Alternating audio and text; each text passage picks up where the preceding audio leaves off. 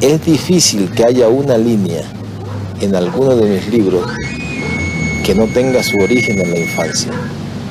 Durante los primeros 8 años de mi vida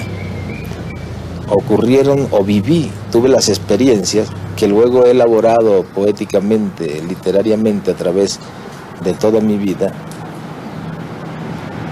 y pocas experiencias posteriores me han sido tan útiles como las de la infancia. En realidad yo podría decir que toda mi obra tiene su cantera en los primeros años de la infancia. No recuerdo esa época ni como la de un niño feliz, ni la de un niño infeliz, sino como alguien que tenía una vida propia, un mundo propio dentro del cual vivía, y que es el que ha alimentado todo el resto de mi obra. Energy in the form of heat from the sun is the engine that powers our weather. Heat not only gives us warm weather, it also leads to tornadoes, hurricanes, blizzards, and rain. Sounds impossible? Just think about the sun. It pours out electromagnetic energy in all directions all the time. It radiates heat waves that travel through space and reach the surface of the Earth. Energy from the sun gets absorbed by the Earth and converted to heat. Since our Earth is tilted, sunlight strikes it unevenly. At any given time, some places on Earth are heated more strongly than others. This uneven heating helps drive our weather. As the surface of the Earth heats up, it heats the air above it. Like these bubbles, warmer air becomes thinner and lighter, so it rises. And as it does, cooler air moves in to take its place. This movement of heat through the fluid of air is known as convection. It creates areas of high pressure and low pressure and gives us our winds. Even tornadoes.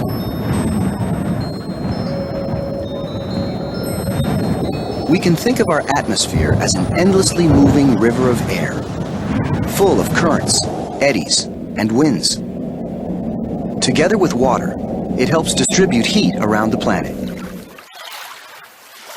Water both retains and releases the heat energy from the sun.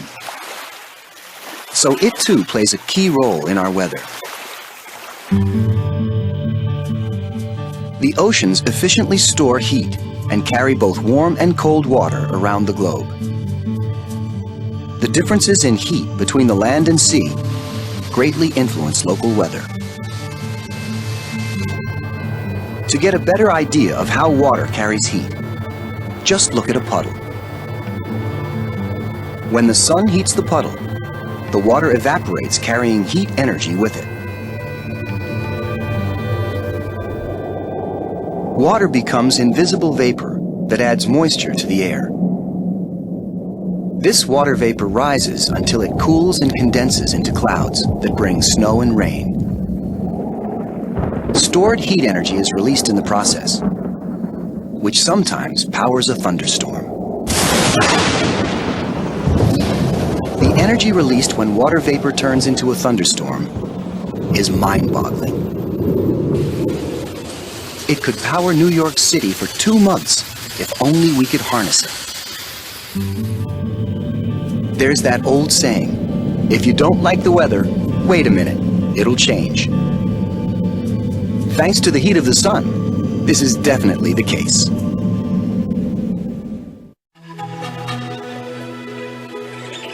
Animals, like people, must keep their body temperature within a certain range to survive.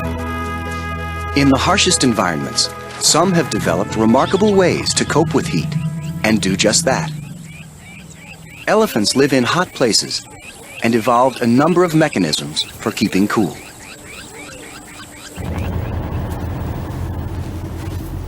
One way is through its skin, which is several sizes too big for its body. Heat energy is lost through the skin, so the more skin, the better. The wrinkles that cover an elephant give it a greater area from which excess heat can escape.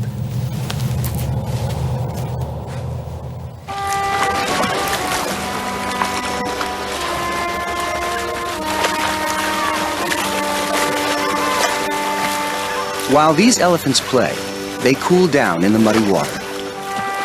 Mud collects in their folds and holds moisture near the skin when they leave the pool. This moisture gradually evaporates and cools the elephant over time, much like evaporating sweat cools us.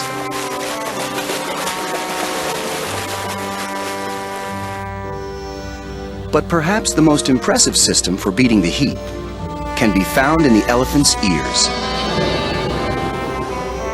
As this infrared camera shows in red, these ears radiate a lot of heat.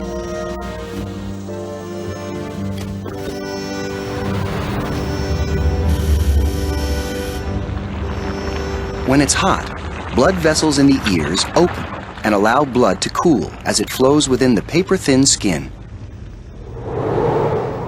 Elephants flap their ears as a way of further cooling this blood. All the blood in an elephant, about 100 gallons, can be pumped through its ears in 20 minutes. The cooled blood travels through the rest of its system, cooling both its body and brain.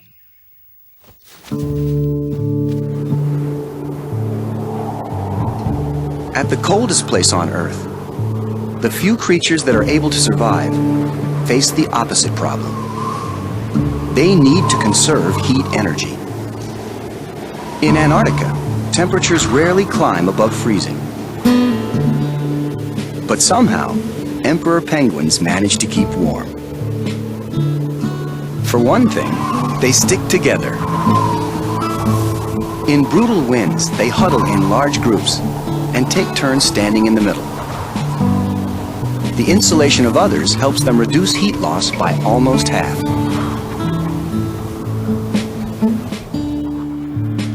A penguin's feathers are densely packed, overlapping, and waterproof. And it controls these feathers individually. When the temperature drops, it lifts its feathers upright to trap a layer of insulating air next to its body.